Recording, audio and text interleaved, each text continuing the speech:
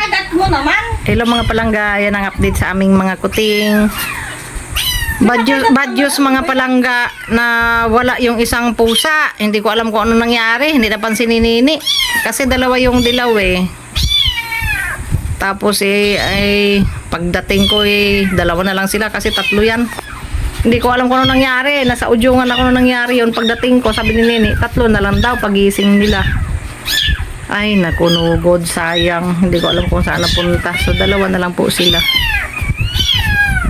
Yan, malakas na silang dumidi. Sana kumain na. Hawakan mo kasi sis. Yan, hawakan mo. Ganyan. Kinakagat naman. Ganyan talaga, may ngipin na kasi sis. Di ba ang bata kapag malaki na, kinakagat ng utong ng nanay, ikaw talaga sis. Oh, si Blue. Blue. Sobrang tingin mo talaga. Maingay sila, no? Gutom na kasi sila, na. Yan, nilagay namin dyan. Tapos, tinatabunan ko na lang yung karton. Nakakahinga naman yung mga kasi yung damit natin natabon kayo may butas-butas. Parang makatulog sila. Parang feeling nila, andyan pa rin yung nanay nila. Kawawa naman yung mga baby na ito. Sana kayang nanay nito? Hindi ko nga maisip kung saan napunta yung isang pusa.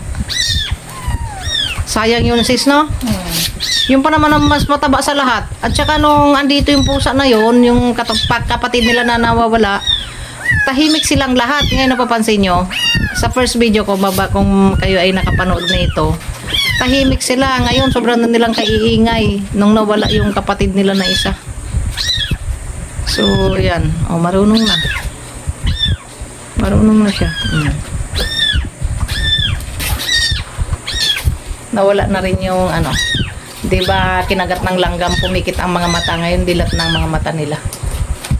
So, linis na lang punas-punas araw-araw mga palangga. Malakas na sila dumidi eh. Sana next week ay matuto ng kumain.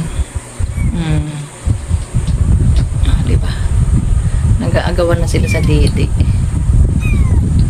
Nang-aagaw na yung dilaw. Nang-agaw na ang dilaw. Ay, si yellow. Oo, si orange pala. Si orange. Nang-agaw na si orange. Wow. Oo. Wawa man, oy. Ano, bu? Bakit andyan ka, anak? Tingin-tingin ka din. Nagpapadudong as tita mama. Silos-silos ka naman.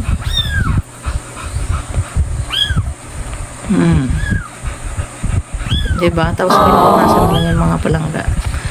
So yan pang update sa ating mga pusa for today's video. Sa masunod na lang po. Thank you for watching. God bless you all. Bye-bye.